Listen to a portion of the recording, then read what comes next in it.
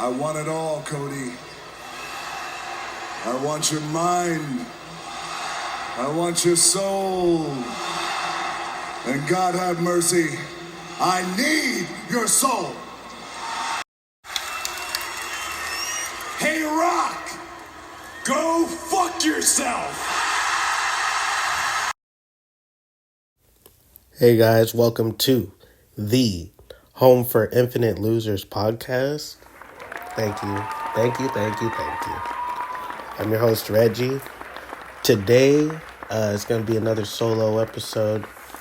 We're going to talk about Elimination Chamber, because holy shit. And then I also want to talk about Dragon Ball Daima, because the final episode happened.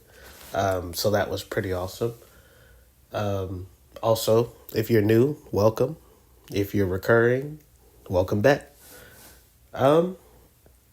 So yeah, today, what is it? It's Saturday, March. Oh, yeah, March 1st. Damn, today's the 1st. Gotta pay rent. So yeah, we're gonna watch Elimination Chamber tonight. I just got done cleaning the house.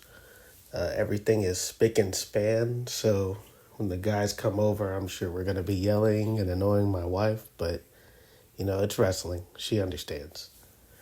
So yeah, I went ahead and went with the grilled cheese hot dogs that I was talking about. I'm gonna go ahead and start cooking those here in a second. But I also realized, you know, there's gonna be 7 guys over. 2 glizzies ain't gonna be enough. So I think I'm gonna make 24 glizzies. That should be enough for like 3 each. And if that ain't enough, I'm making sliders. And I'm hopefully making tater tots if I have enough time. So we'll see. We'll see how that goes. But yeah, I'm excited. I'm ready to see if John Cena's going to go bad guy. My friend Connor from work, shout out Connor. He's predicting John Cena's going to be a bad guy. So I don't know what's going to happen.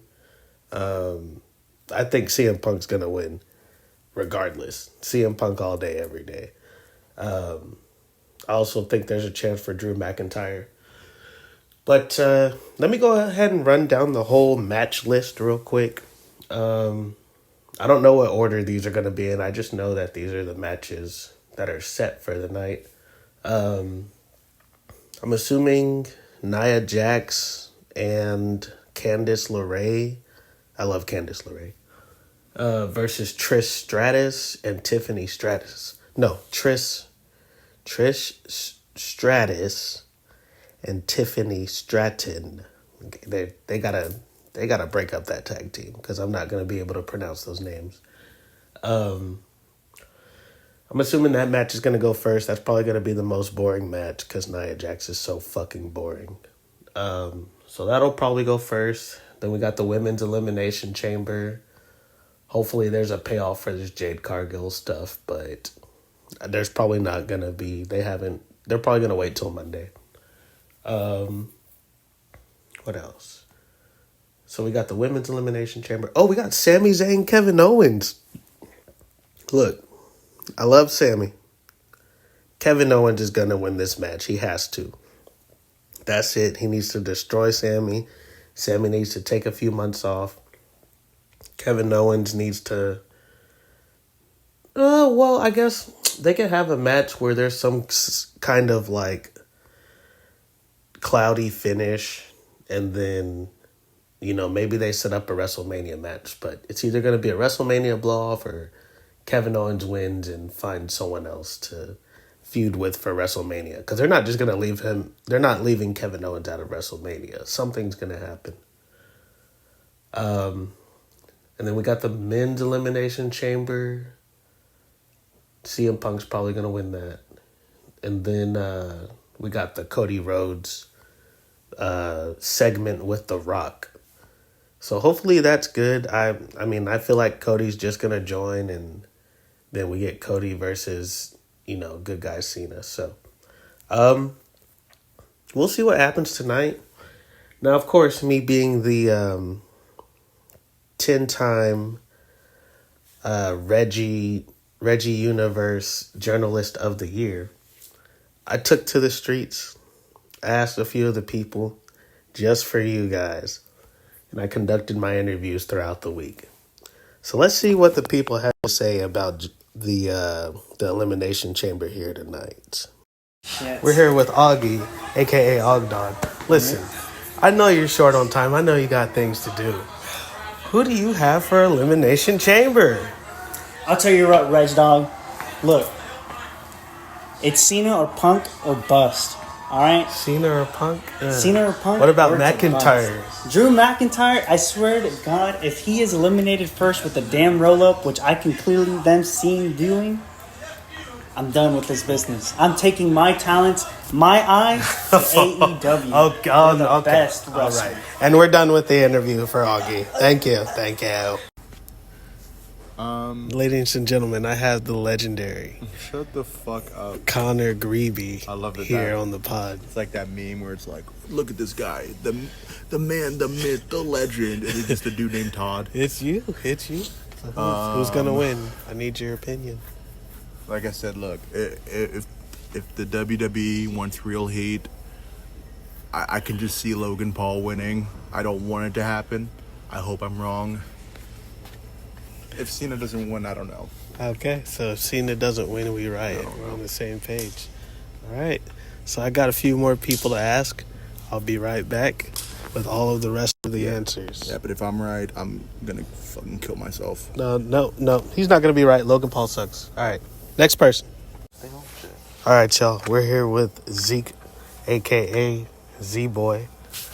So, I know you're not a fan of wrestling. But who you got for tomorrow winning, bro? John Cena. Okay. All right. Straight to it, baby. All right. Anthony, who do you think is going to win the Elimination Chamber? My nigga John Cena. We got another one for John Cena. My nigga. We got another one for John Cena. All right. We live at the function. Mike, who do you think is going to win the Elimination Chamber? It's got to be John Cena. It's got to be the man, the myth, the legend. We got another one for John Cena. Reginald, look, I'm just going to say right now, I don't like the way that you're interviewing. another? No. This is my... I know this is your first wrestling match, but who do you have? Not John Cena, the other one. Yeah.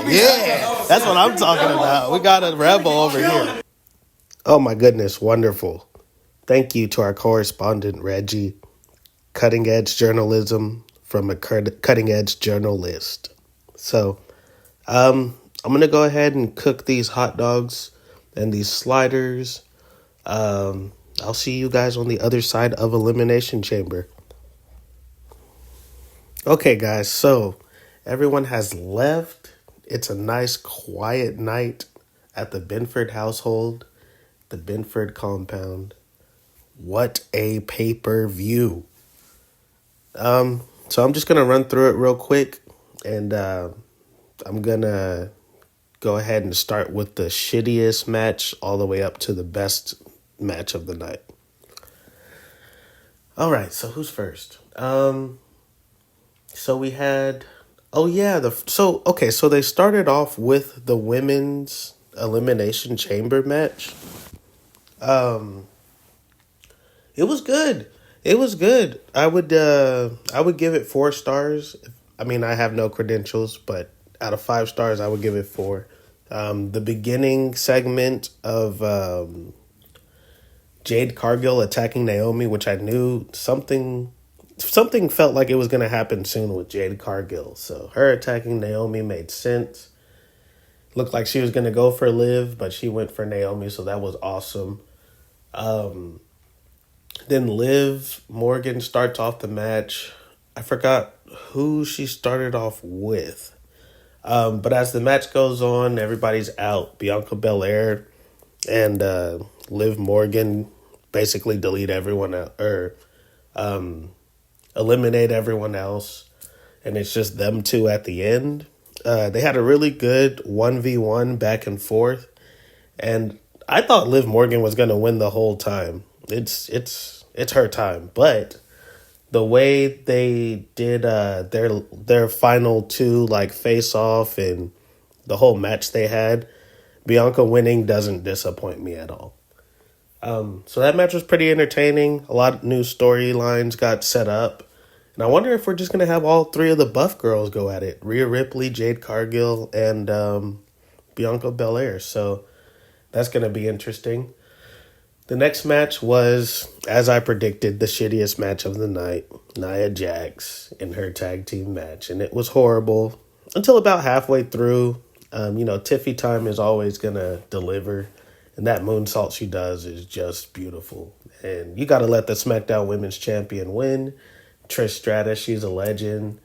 The Stratus faction off the top rope was awesome for the W. So I'm glad they gave her that little shine in Toronto. The match was cool.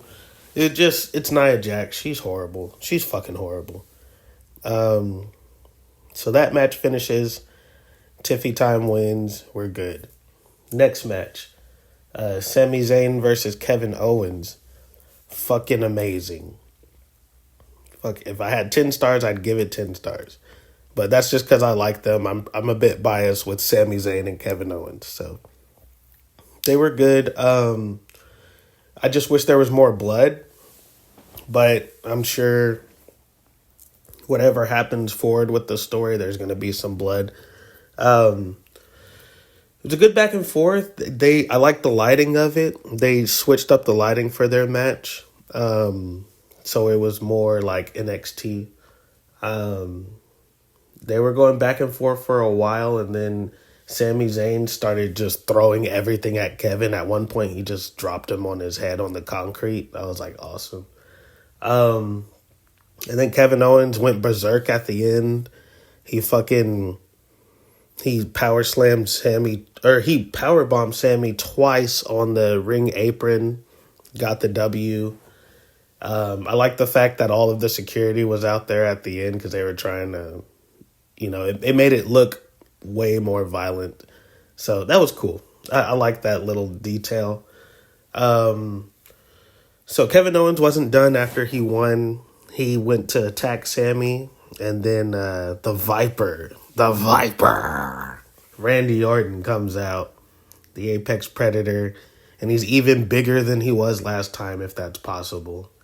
And he almost went for the punt. Kevin Owens has been using the banned move, the package pile driver. That's what he used to take out Randy Orton all those months ago.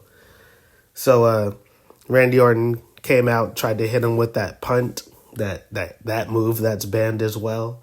So they set up a good story for them. Hopefully it's KO versus Randy Orton at WrestleMania. I'm not going to lie. I want that more than KO Sami Zayn. I want KO Randy Orton right now. I need it. So it was confusing after that because they said the segment with The Rock and Cody was going to happen, afterwards. And then they ended up switching it to the end of the night. I didn't understand it at first, but now I do. So, Men's Elimination Chamber starts.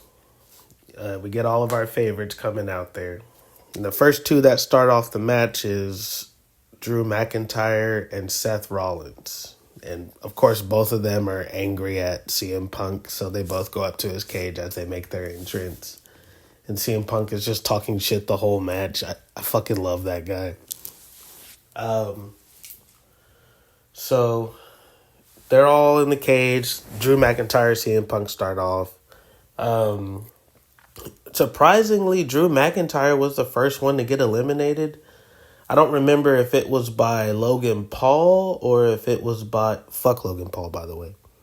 But I don't remember if it was by Logan Paul or if it was by Damian Priest. But he was the first one to get eliminated.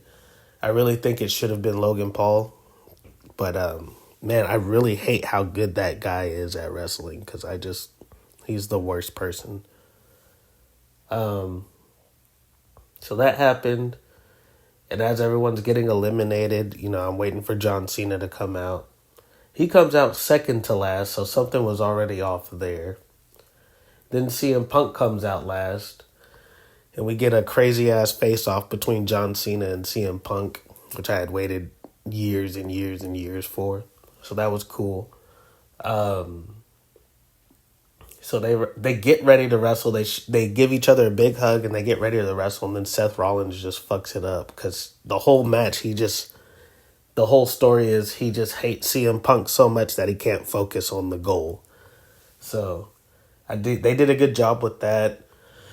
CM Punk and John Cena tag teamed Seth Rollins and ended up eliminating him. Then they finally faced off. Now, John Cena goes for a handshake, but CM Punk fakes the handshake and puts him up into the GTS.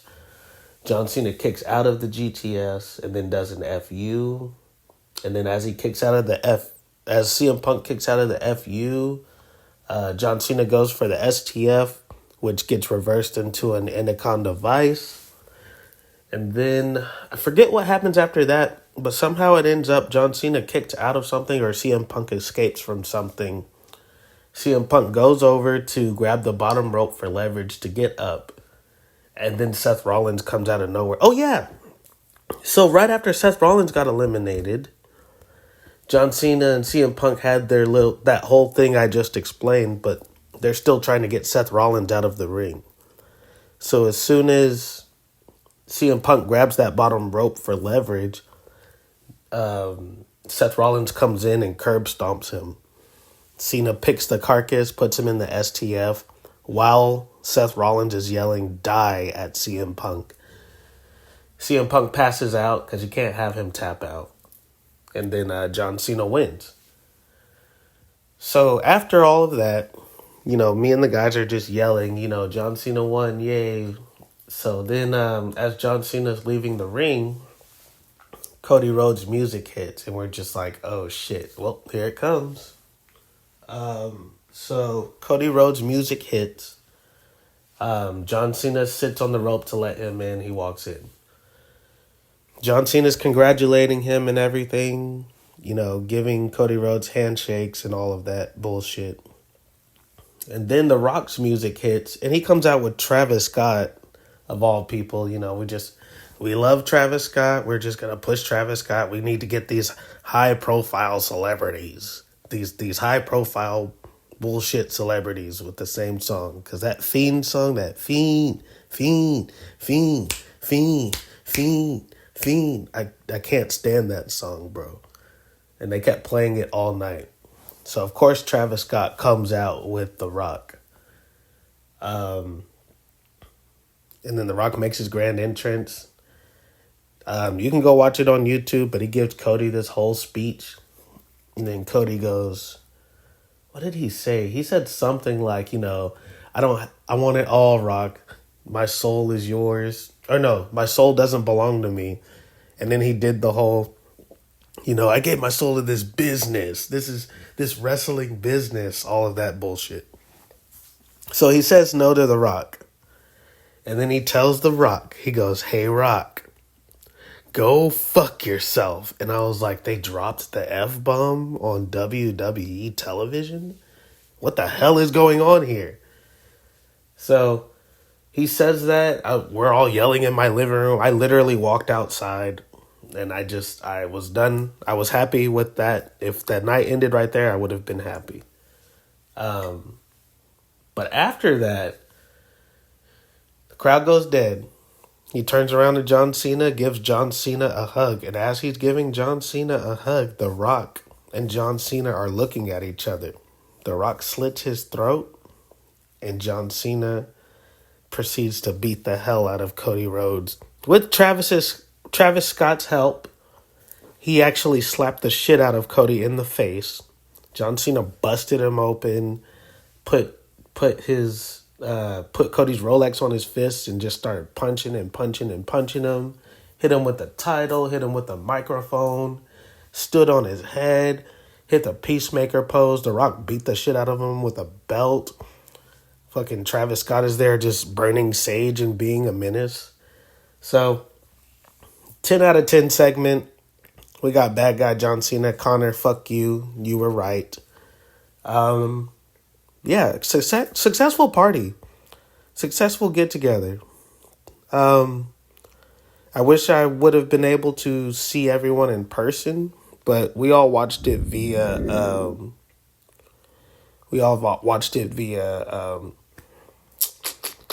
video chat because some people couldn't make it over. So I only had a couple people over, and then the rest of the people we just texted in a group chat. So it was cool. It was a cool night. Yeah, I really have no complaints. This is probably the best Elimination Chamber I ever watched. So the next pay-per-view I watch, of course, you guys are going to know about it. I'm probably going to post about it too, so whatever. I'm going to go and use the restroom real quick because it's been a long day. And then I'm going to talk about Super Saiyan 4 before I go to bed, so I'll be right back.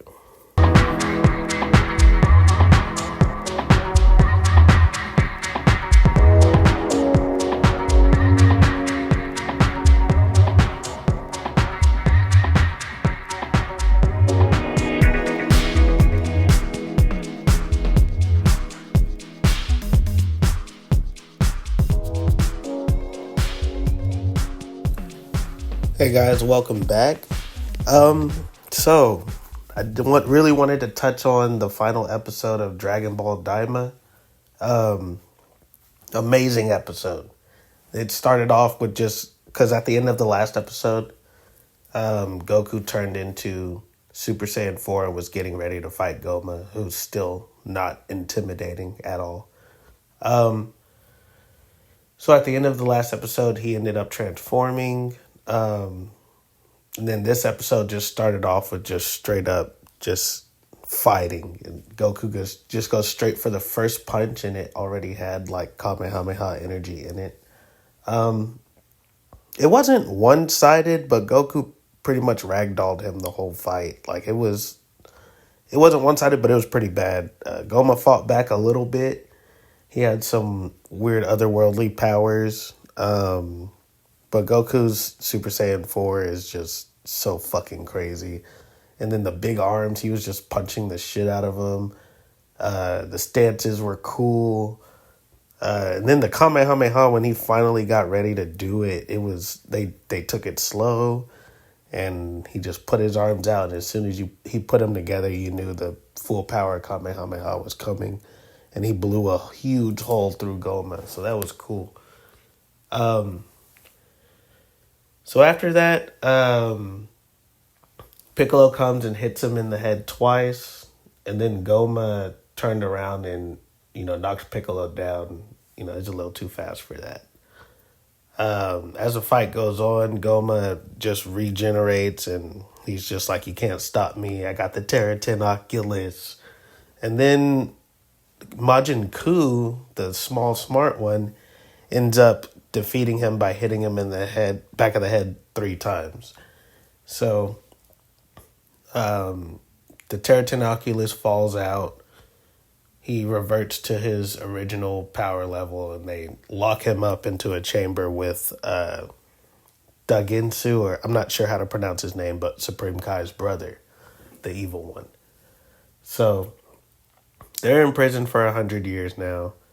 And Majin Ku actually becomes the new Demon King, which I really liked. So that was cool, because he's the one that defeated the old Demon King. He makes everybody ministers.